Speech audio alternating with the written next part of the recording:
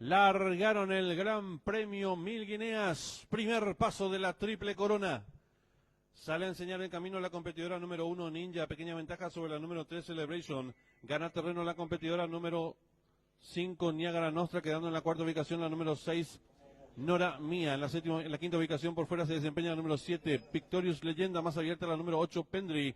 Luego viene accionando el 9, Ramona Especial, más atrás el 2, Demoledora, cierra la marcha varios cuerpos, la número 4, La Placentera. Las competidoras van a comenzar a enfrentar el codo y asume el comando del lote la número 3, Celebration. El tomador a cuerpo de ventaja la número 1, Ninja.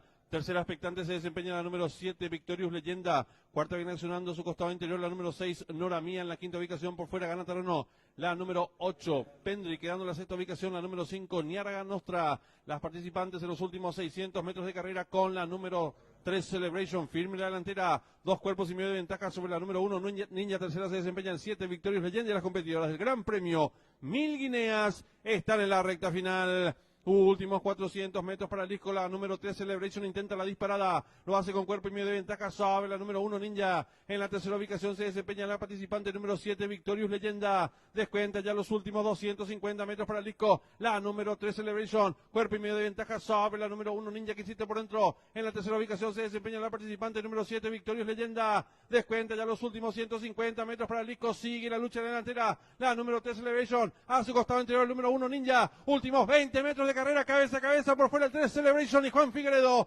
Pequeña ventaja sobre la número 1, Ninja, y cruzaron el disco.